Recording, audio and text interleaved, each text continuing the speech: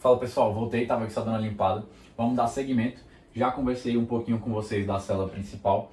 Agora eu quero conversar um pouquinho sobre a célula intercalar do tipo A. Então vamos aqui conversar um pouquinho sobre ela. Vamos aqui entender o seguinte: a célula intercalar do tipo A, ela vai ter um papel muito importante no equilíbrio do estado metabólico, que a gente chama de acidose. Depois vocês vão estudar um pouco melhor isso, que a acidose pode ser metabólica, respiratória, isso é assunto dos próximos semestres.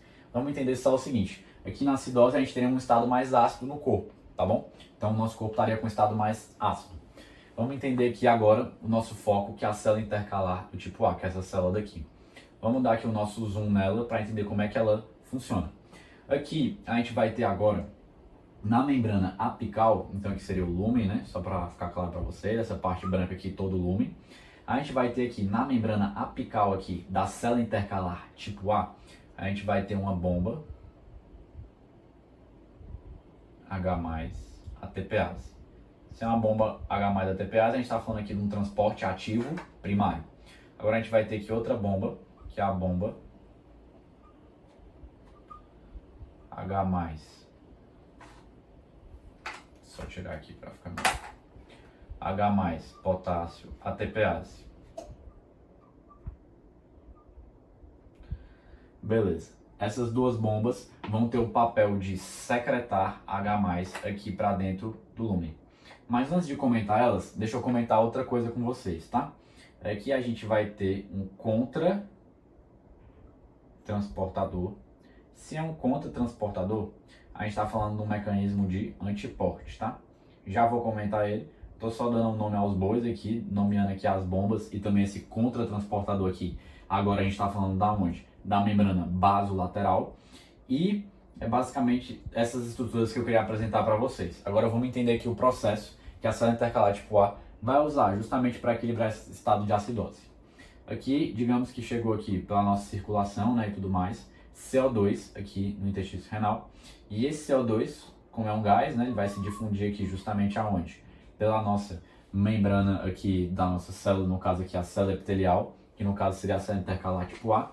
Ele vai se difundir e entrar aqui dentro do citoplasma da nossa célula. Aqui esse CO2 vai se encontrar com a água.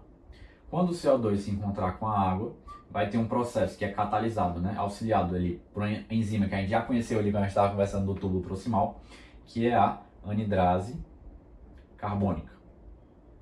Vai estimular o processo da formação de ácido carbônico. Esse ácido carbônico, o H2CO3, vai se dissociar em H+, CO3-, HCO3-, que é o bicarbonato. Esse bicarbonato vai ser reabsorvido para o nosso organismo, e como ele é uma base, ele vai ser reabsorvido aqui, tá? Justamente por quem? Pelo contratransportador de bicarbonato e mais alguma coisa, que aqui no caso é o cloreto. O contratransportador, como é que o bicarbonato vai estar se acumulando aqui dentro da célula intercalar tipo A, após todo esse processo, ele vai seguir esse gradiente e alguém vai pegar a carona para dentro da célula, já que a gente está falando de um contratransportador, um antiporte, que aqui no caso é o cloreto. E o HCO3-, que é o bicarbonato, vai sair da célula. Depois vai se difundir aqui para a circulação sanguínea e vai ajudar a equilibrar essa acidose aqui, a voltar para a normalidade, para tentar diminuir essa acidez ali no nosso corpo, tá bom? Então, de maneira geral, é isso que eu queria conversar com vocês. Vamos só aqui conversar com vocês sobre o bicarbonato. Vamos só aqui agora falar do H+. Poxa, Pedro, beleza, entendi. Esse bicarbonato foi se acumulando e ele foi feito o que precisava ser feito. Ele conseguiu chegar aqui finalmente na nossa circulação sanguínea, até eu entendi. Mas esse H+, ele vai ser justamente bombeado por essas duas bombas. Pela bomba H+ ATPase e a bomba H+ potássio ATPase. São transportes ativos primários.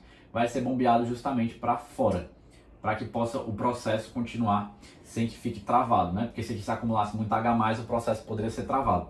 Por isso que ele precisa ser expulso da célula pela ação dessas duas bombas. Show, pessoal?